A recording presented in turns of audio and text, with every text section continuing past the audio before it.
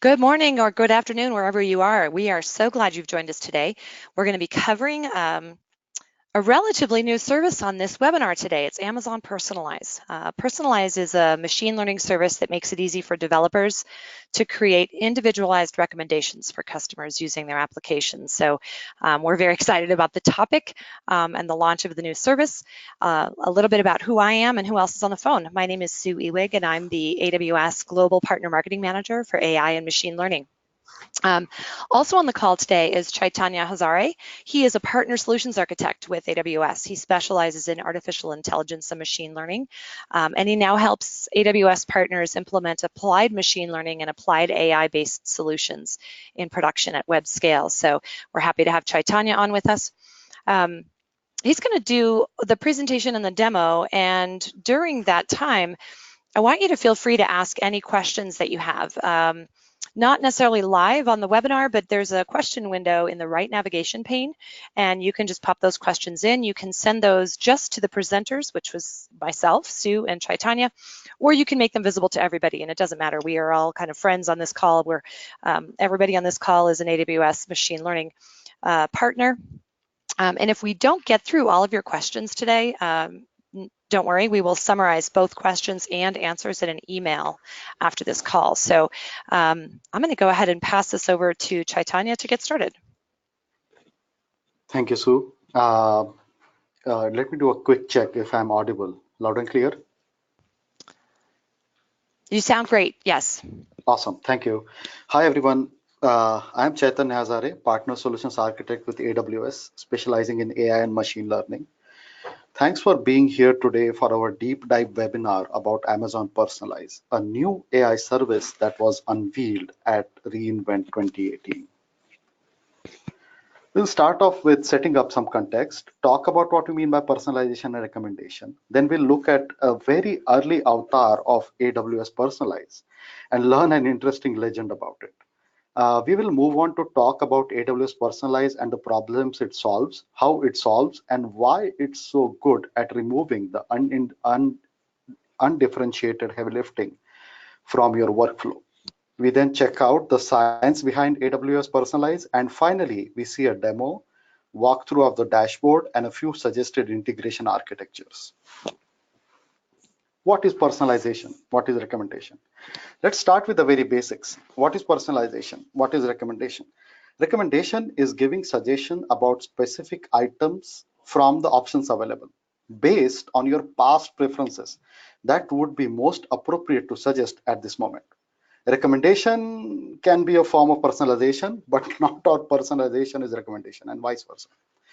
Personalization is in very few words is personal. Seat preferences while choosing a ticket is an example. Recommendations are all recommendations. Well, they are so omnipresent. Amazon item search, they are absolutely everywhere. It's becoming harder and harder to distinguish when they are not at play. Personalization is a technique for improving content discoverability and improving the engagement of end users. Personalizing user experience is proven to increase discoverability, engagement, and user satisfaction. And finally, it has a direct impact on your bottom line, your revenue. It's time for that legend that I promised. This is a legend I talked before. In its earliest avatar, the technology behind AWS Personalize was so good, so efficient that Jeff himself got down to his knees and claimed he was not worthy of it. There is a paper about this technology. At that time, it was called Similarities. I have put it here, and I'll include it in the follow-up emails. And to summarize, when I think about AWS Personalize, I think of this word, osmosis. Whereas osmosis is not intended in its original sense, but here I think of AWS Personalize as a deliberate osmosis, best of our technology helping our partners becoming successful. So we present Amazon Personalize. It's built on knowledge gained by 20 years of operating personalization at scale across segments, geos, and industries, sharing our best technology with our customers. Personalizing user experience is proven to increase discoverability, engagement, and and revenue. Uh, Other word that I can think of when I think about AWS Personalize is omnipresence. Recommendation and personalization is really everywhere. It's omnipresent. Personalization increases engagement, increases user satisfaction, and increases revenue. In fact, what we have seen so far is even on Amazon.com. 30% of our page views are from on Amazon are from recommendations. Given the amount of total visits we have at Amazon.com, this is actually a very significant number.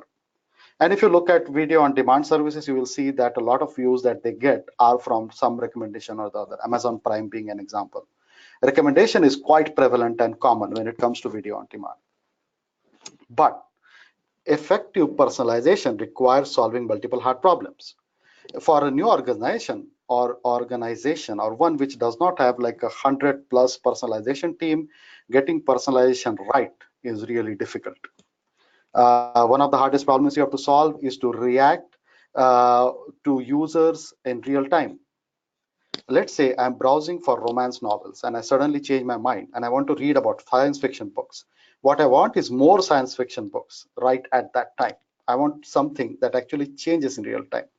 So really, real-time personalization is quite difficult because you have to compute in real time the next set of recommendations. What we see in practice is just a lot of the way it is implemented is just displaying most popular products in the name of personalization. It is easy to just show up the top 10 items and be like, oh, this is personalized, but in fact, it is not. It is just the 10 top most popular things. What you really want to do with good personalization is to show the right thing at the right time. Then there is an issue of cold start. By definition, machine learning works really well when you have a lot of historical data. But what do you do when you do not have any data on new users? New items are added to the catalog. How do you personalize? Finally, as they say, scale hurts. Unlike most other kinds of workloads, personalization systems can get to a scale very really quickly. Think about it. If you have like 100,000 users and they have like 50 interactions a day, we are talking about like 50 multiplied by 100,000 users on a daily basis. That's not much, but think about it when we talk about companies that have like 3 or 4 or 5 million users, and now we have like 50 million interactions a day. That leads to like millions of interactions that the personalization system has to handle. So scale is indeed difficult. uh, what have we done before? Rule-based systems, simply put, do not scale well. They are simply not able to address the scale when it comes to millions of items and millions of users. Collaborative filtering and matrix factorization did get us started.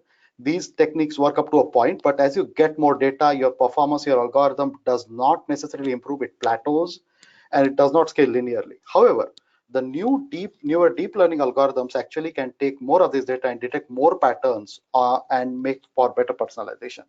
Multi-layer neural networks can approximate really any continuous mathematical function, and they can learn features as they get trained. We are going to check this out in the section Science of Personalization. AWS Personalize out of the box provides a couple of deep learning frameworks, deep FM, feed forward neural networks, hierarchical recurrent neural networks based recipes. Deep learning techniques have a direct impact on the bottom line, on your bottom line. For example, with Amazon, when we moved from rule-based card ranker to a Bayesian network model, we increased the click-through rate by 29%. In Twitch video, when we moved from from popularity to matrix factorization, it was 15% increase, and from there to neural networks, it was another 7% increase. Similarly, the one that we talked about before, similarity algorithm, when we moved on to a recurrent neural network with multi-amp bandit, we got a 20% improvement in click-through rate. So deep learning techniques do have a direct impact on your bottom line. So what is Amazon Personalize? Uh, uh, we wanted to share this deep expertise developed within Amazon with customers. Hence, we present Amazon Personalize. It is a fully functional end-to-end production-ready enterprise-grade solution for all your real-time recommendation and personalization needs. What are its key features? It uses state-of-the-art deep learning algorithms that are used within Amazon.com. Remember Osmosis? Uh, it comes with AutoML capabilities out of the box, automating the entire end-to-end machine learning lifecycle, facilitating fast experimentation and efficient deployment. No ML experience required, no PhD required to generate world-class personalizations. You can start making use of it and being productive on day one without writing a single line of code. And finally, it solves the hardest problem of real-time ingestion and real-time recommendation. How would you solve this very difficult problem of setting up a whole enterprise-grade production-ready system to deal with stringent real-time demands? How would you scale it automatically to deal with millions, if not billions, interactions a day? How would you design the infrastructure that goes with it? How would you design the hierarchy of caches? All that gets solved for you. All these problems have been worked upon, are being worked upon, and will be working upon them in the future, and they're abstracted now behind a few simple API calls. So basically, it is state-of-the-art machine learning at your service with no PhD or no coding required. So personalization is a broad area. While choosing what problems to solve first, we prioritize productionalizing the most common use cases. So at this moment, it comes with recipes for personalized recommendations, product and content recommendations tailored to users' profile and habits. This is the most common use case, basically saying who's the user, give them an item based on their taste. For example, if I like action movies and I like Bollywood, so show me more action movies from Hollywood and Bollywood. Personalized search. For an optimal user experience, search results should consider each person's preferences and intent to surface products that are relevant to that individual and not just to the search term. Amazon Personalize can improve site search results for individual users by combining the query string with behavioral data from past application interactions. We'll get a peek into this science in the science of personalization section. Here we want to capture the personality of a particular user and then show search results that fall in that particular taste bracket. For example, shoes. When a woman is searching for shoes, show her high heels or platforms. When a guy is searching for shoes, show him like office shoes or sport shoes. Finally, personalized notifications. This is the use case that Domino's Pizza is using at this moment, is marketing promotions based on user behavior. So marketing promotions based on user behavior are more likely to convert because they align to your customer's interests and situational context. In fact, if you will see a lift around 30 to 40% for click-through rate. Amazon has pre-canned recipes for all of the above right out of the box, and we continue to add more and improve upon the ones that are already present. You get best of the best, no code changes required. So because of the generic nature of Amazon Personalize, difficult and tricky problems that can be solved using personalization, user experience that can be improved using personalization is everywhere in absolutely every vertical. And due to the generic nature of AWS Personalize, it will be able to support all these different domains regardless of specific industry, because we are able to consume a wide variety of data and build custom algorithms for you. We'll come back to this point in the future shortly. So let me give you a very short, like a brief overview of Amazon Personalize, and we'll revisit this section at least a couple of times more. We'll check out the dashboard as well later on. The first step is upload your data. Data here is like user interaction data. X user clicked on Y item at Z time. At bare minimum, we care about these quantitative values. We have to invoke a few API calls to set up this data, stage it, and queue it for ingestion. I'll be showing you a SageMaker notebook with these calls in it, and of course that will be available for consumption later as well.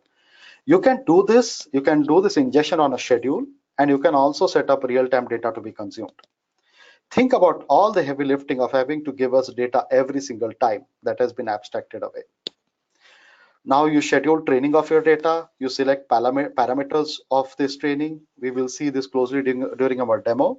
Now, this is really important because we actually train custom models based on your data. Amazon Personalize is one of the few, if not probably the only service, only AI service that we know right now that actually creates a custom deep learning models based on your data set. So if you look at the industry right now, you will look at all machine learning services that are most of them basically work with pre-trained models. That's not the case with Amazon Personalize. Amazon Personalize also exposes a lot of tunable parameters about the model. For someone who wants to do advanced customization, I look at this as a very ready experimentation framework.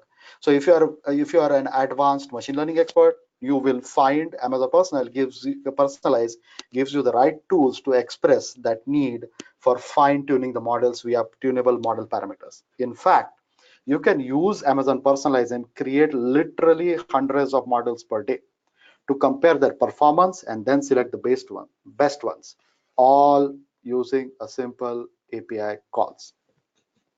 Amazon Personalize abstracts away the complexities of end-to-end machine learning lifecycle and allows you to experiment and iterate at a much faster pace. Finally, this is called the campaigns. We also do retrain the model automatically, keeping it fresh and viable. This is also a unique differentiator. As with other services, you have to worry about this training. Here, it's taken care for you.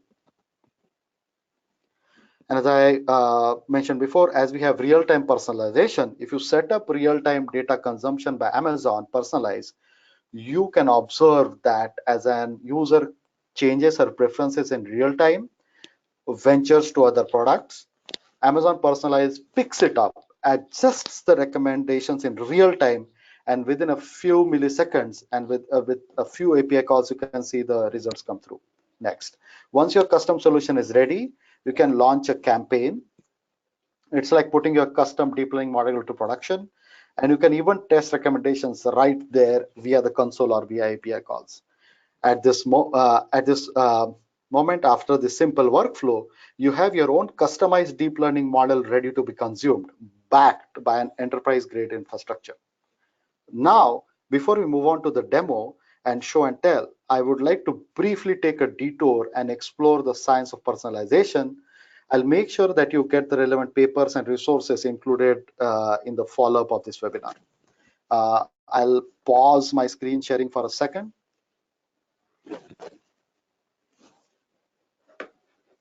And come back to it in a second. Hey, while we're waiting for Chaitanya to come back, I just wanted to let you know there was a great question in the question pane asking if we'll get the deck, and we will be sending out in about a day. So give us some time to download the recording and make any edits that we need to make, and then we'll send it out to you in a follow-up email so you'll have a link to this recording tomorrow. Can you see the new deck that I put in now? This is modeling for personalization. Yes. With the watches and the shoes. You got it. Yep. Okay. So let's talk about science of personalization. I wish this was like a completely like a deep dive. Like this is a very fascinating subject, and believe it or not, it is still in its infancy. We are trying to cover the genesis of these algorithms today in a very short time. It might seem that, well, all these things are just obvious, but a lot of research, money, investment has gone into getting the algorithms and the practices to this stage, and it continues even today. Recommendation systems have developed beyond simple matrix factorization to focus on two important sources of information: the temporal, that is time-specific order of events, and side information encoded in user and item features. Personalized recommendations typically use two sources of information: collaborative filtering based on user item interaction histories, and content filtering based on user item features. We are going to revisit these two again during the next two slides. Modeling for personalization. Well, what sorts of model do we use for personalization? The fundamental insight behind personalization seems to be reasonably obvious. The evolution of historical interest and disinterest patterns that a user shows is a good indicator of what they will do in the future. So the best indicator of your future behavior is your past behavior. And there is a temporal factor, time factor to that as well. People have been trying different ways, scientists have been trying different ways of capturing this application specific data patterns using different kinds of machine learning models. uh, what I mean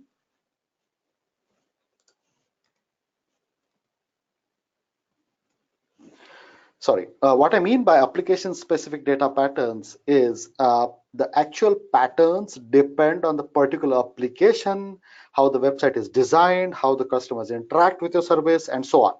The insight that's slightly more new is that the order and timing of these interactions matter a lot more than we thought it used to.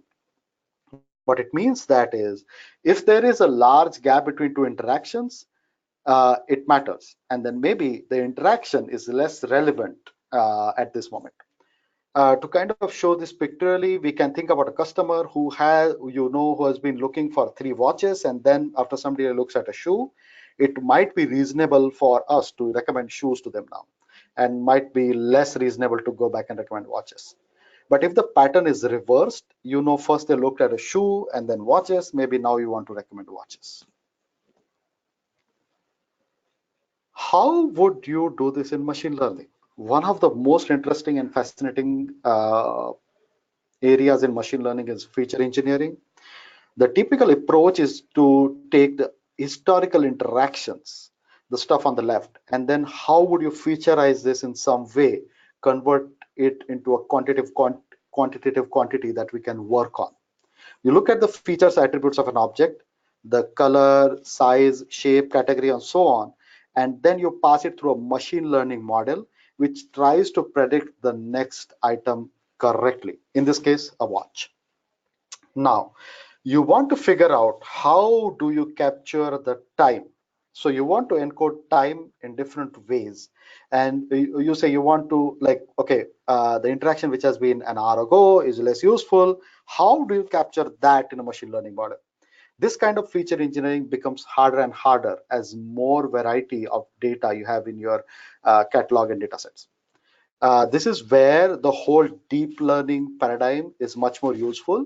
Uh, the kinds of first models that you want to try on such data sets are called recurrent neural networks. So they have neural network modules that repeat themselves and are connected to each other. The recurrent neural network architecture will give you a good way of understanding features that represent items well and learning how that order matters. Given a reasonably large data set of sequence interactions, they get better and better at predicting what I would call is as like a internal that model specific user representation that is encoding the entire history up to this point, and it can be used to predict what the customer will purchase next. Typically, coding such models, training them, scaling them, deploying them in production is reasonably hard. So this is one of the first models that is available out of the box in AWS Personalize, Amazon Personalize, uh, as a recurrent recommender modeling sessions. But just capturing sequences information is not quite enough. We need to be aware of something called sessions as well. The idea here being customer interests. This might sound again natural, evolve over time. For example, you might be interested in watches for a while, then once you buy the watch, then you want to go and get interested in shoes. Now you want to buy a shoe. If you want to be able to capture this particular information, the neural network architecture that I've selected has to learn both to remember the stuff and learn and forget certain interest once the purchase or interaction is done. The way you do it, it's called that neural network architecture is called hierarchical recurrent neural network.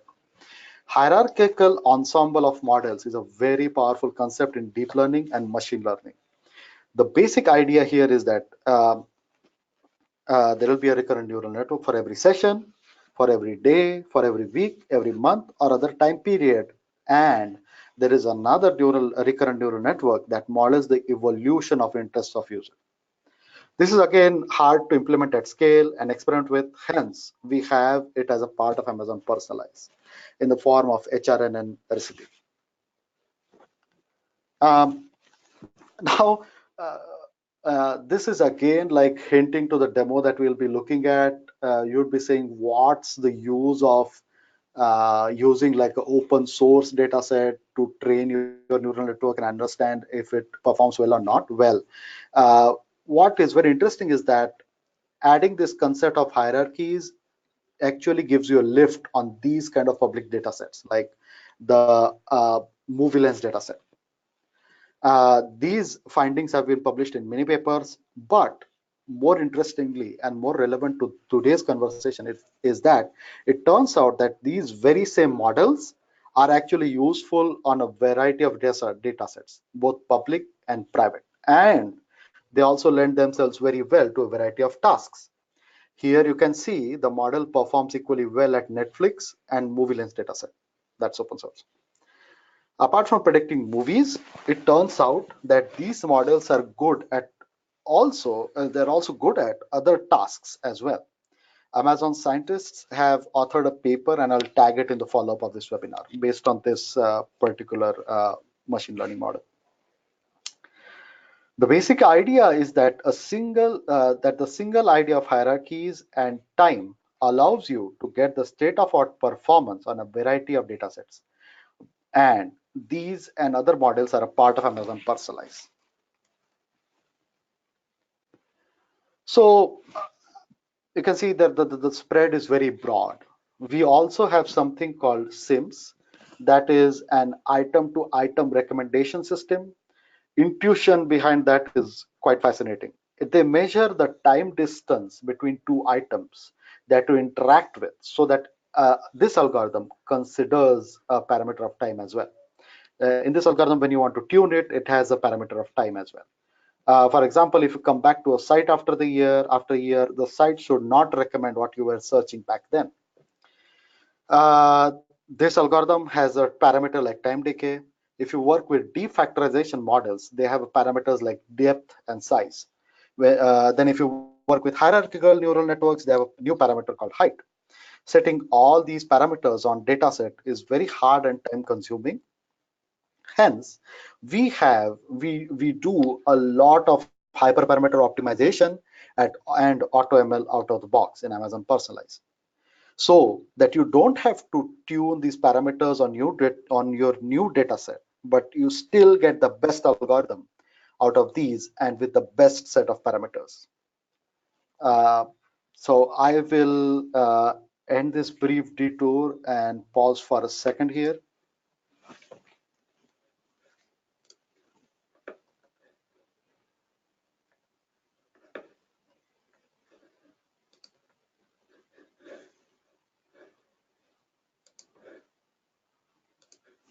So coming back to our original track. Uh, Now to conclude our detour, why should you care about Amazon Personalize? These hierarchical sequential models tend to do very well on variety of data sets for a variety of tasks. We provide stable solutions for these out of the box, which are already included, which they already include many of the tricks from deep learning practitioners. We have AutoML and hyperparameter optimization, which tune these models on your data so that you get the best possible performance. And I want to highlight that personalization and recommendation, as I stated before, are actually active research areas still, and you might need to do something special with your data. So we give you the freedom of bringing your own code packaged up in a certain specific order, and we call this as bring your own recommender, and this custom algorithm is automatically integrated into rest of the service, and you still don't have to worry about scheduling the training, updating the inference server, and other tedious, undifferentiated heavy lifting. You can concentrate on what makes your business successful.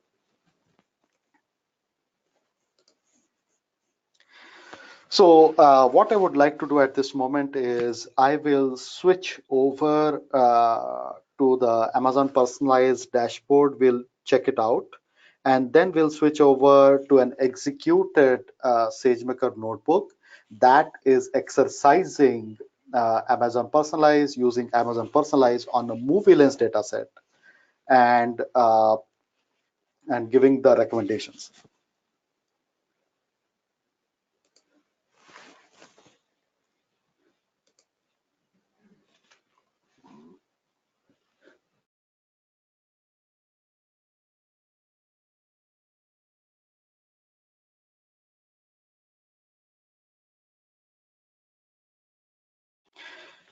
Quickly checking, Sue, can you see the Amazon Personalized dashboard now? Yep, you're on the console. I got it. Awesome, thank you. Mm-hmm. So I have exercised this for quite some time, so your console might vary. I believe when you first get started with this, you get started button, but because I've exercised this, uh, my console appears to be different.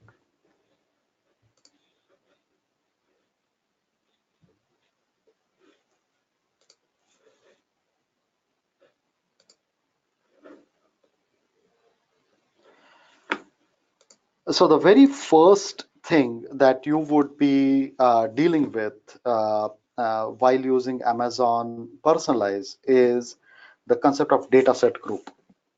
So dataset group is a collection of 3 datasets that we talked about briefly. The user dataset. This dataset is intended to provide metadata about your users. This includes information such as age, gender, loyalty membership, among others, and which can be important signals in personalization systems. Items.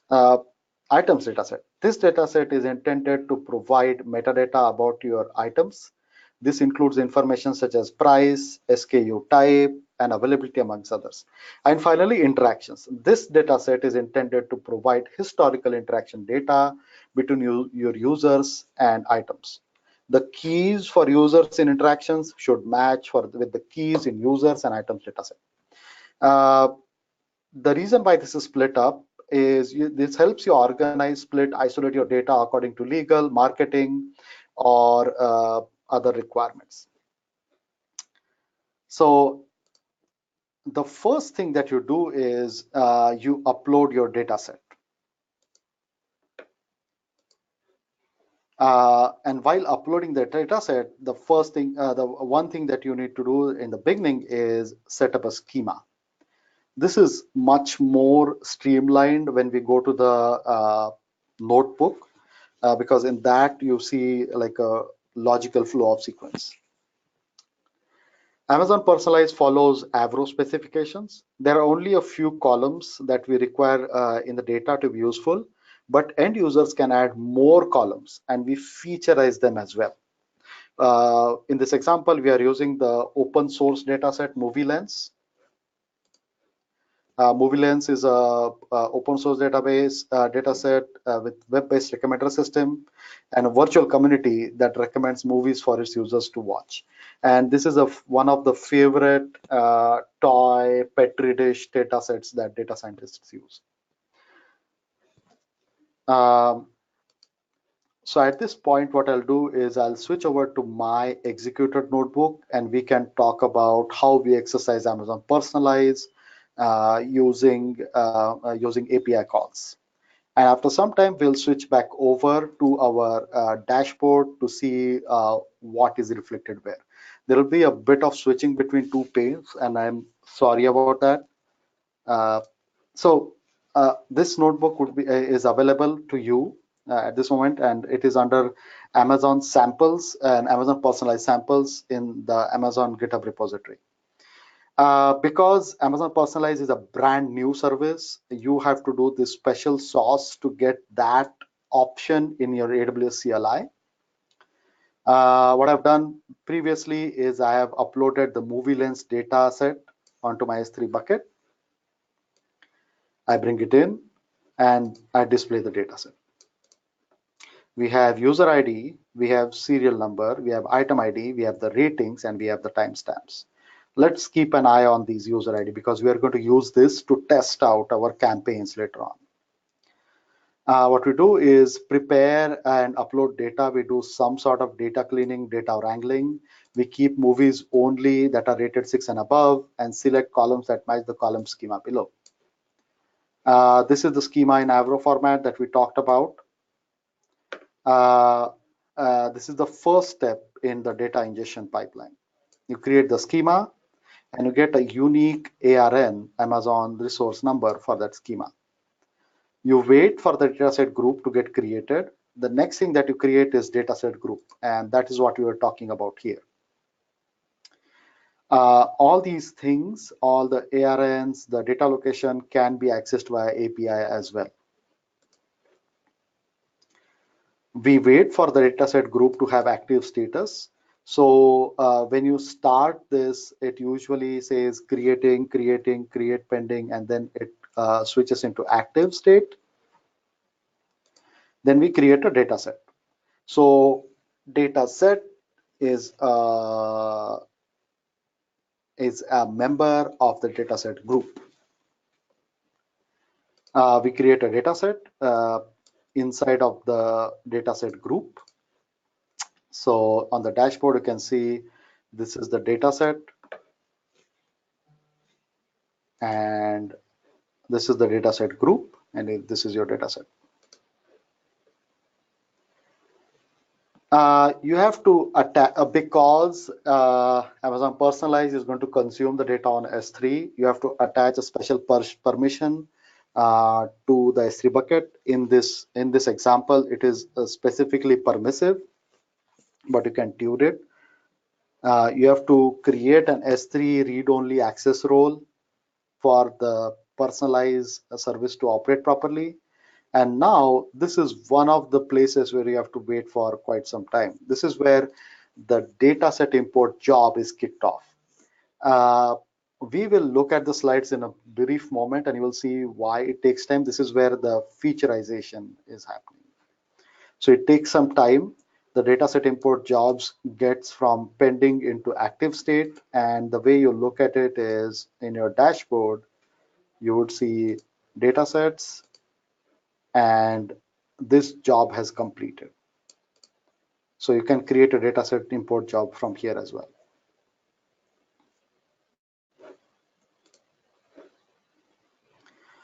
This is what I was talking about, recipes. Remember HRNN, hierarchical neural networks and everything. This is where you select the recipe that you want to use. You can also select AutoML and hyperparameter optimization to allow Amazon Personalize to select the best recipe for you. In this particular example, I have selected a recipe because I wanted this to be executed in a particular time. But I have an example here in which I have enabled AutoML.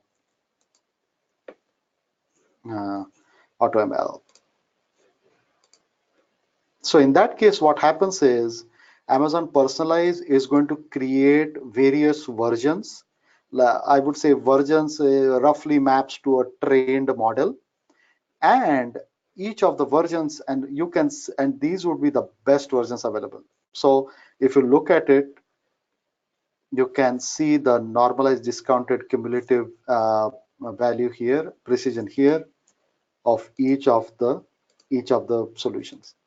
So this is what you would get when you say when you would perform AutoML.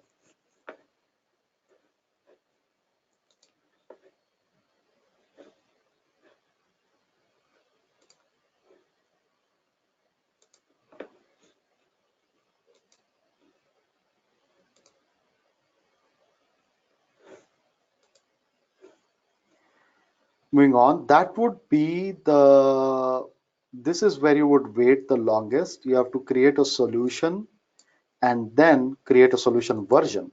Now, solution version is where it might take in the order of maybe an hour to 2 hours for the solution version to be created, and we'll look at the slides briefly what's happening in the background. Uh, Finally, when the solution version is ready, it means that your customized deep learning model has been trained, has been deployed, and now you can create something that we call campaigns. Campaign is the end result of your whole end-to-end machine learning lifecycle, and this is akin to, you can say, SageMaker deployed endpoints. And remember the user IDs that we talked about in the beginning. You can test that, of course, either by using API call, or you can use it using uh, you can exercise it using the dashboard itself. So let's take sample user like 711. That is a sample user. So you have to write a bit of code around this so that you can get the names of these movies that it is recommending, and a final product would look like this.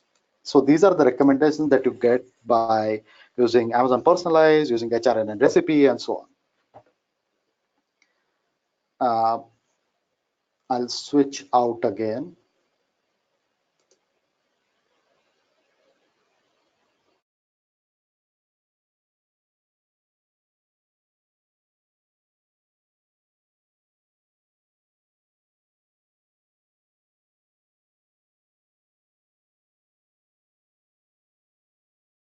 Okay, so we are in the home stretch. So what's happening? We are consuming views, signups, conversions, and everything. Amazon Personalize is consuming it, and it is creating an API based recommendation solution that we call campaign. What's happening when we did that whole end-to-end notebook? We inspected data, we identified features, we selected algorithms, we selected hyperparameters. Amazon Personalize was taking care of this end-to-end. You can add either real-time via server side, client side integration, or you can add batch data via S3.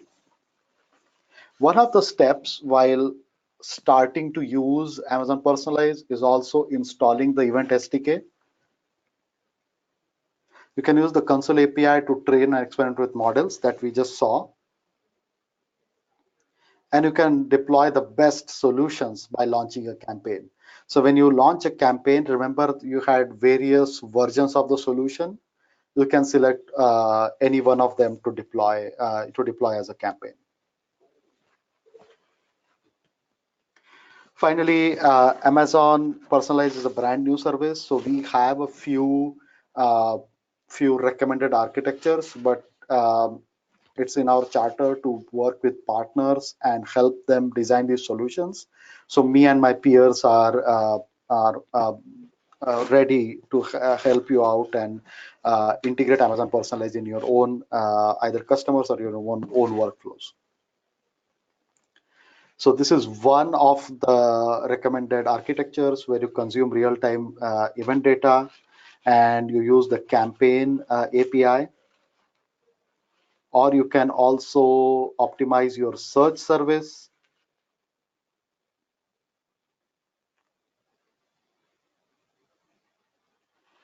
or you can do email personalization like Domino's is doing. Domino's pizza chain is doing.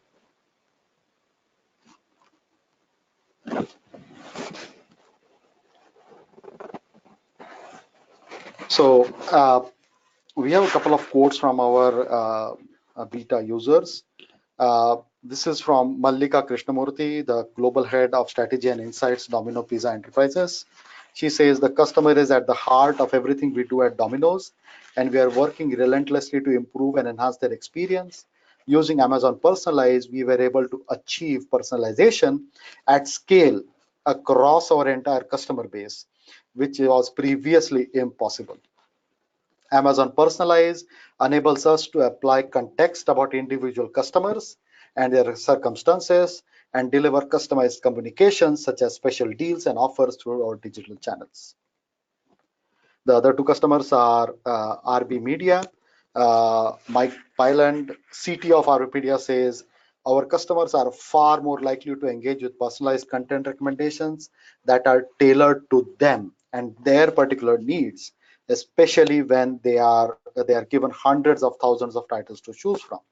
RB Media, Amazon Personalize has made it easy to build, train, and deploy a personalization system at scale without the need of utilizing extensive resources and specialized expertise. Zola is the fastest growing wedding company in the country, using design and technology to create the easiest wedding planning and registry experience for couples getting married today. Uh, this is a quote from Stefan, VP of Engineering at Zola. At Zola, we develop innovative wedding planning tools to serve couples. We want to be there along their wedding journey and provide the best possible recommendations to our customers based on their own style, interests, and preferences. Until now, those recommendations have been implemented via rule-based ranking, popularity, or even more recently via similarity model calculated offline. These models were difficult to maintain and scale. Amazon Personalize provides us with state-of-the-art algorithms and an end-to-end personalization solution that enables us to respond to customer actions in real time. Being a small team, using Amazon Personalize will allow us to quickly deliver solutions that would have otherwise taken a much larger team and several months of development time. With that, I come to the end of this deep dive, and I guess, Sue, the order of events is we are open for questions. The lines are not open for questions, and that's why we use the Okay. question pane Yeah. in the webinar. But I don't see any additional questions, so I hope that means everybody was following along and is really trying to just digest everything that you presented, Chaitanya. So just a reminder that after this webinar, in about a day, you'll get a link to the replay for those of you who want to just kind of go back and look through some of this again. There'll also be a 3-question survey, because is it really an AWS event if there isn't a survey at the end? Obviously, it's not. So we would really appreciate your feedback on that survey. It's super quick. And then feel free to reach out. Chaitanya put his email address here on the last slide, and I'm sure he'd be happy to answer your questions personally. So thank you all so much for joining, and we hope to see you next week. We've got another great topic coming up next week. Hey, Sue, sorry, I think Yeah, we have a couple of no worries. questions, but we'll follow them up. Nikhil is asking how to bring your own models to personalize. I believe Oh, right. there is a notebook, and there is a prescription there that I'll dig up and send out. Perfect. And thank you, Julie, for that kind remark. All right. Thanks, everybody. Have a great rest of your day. Thank you.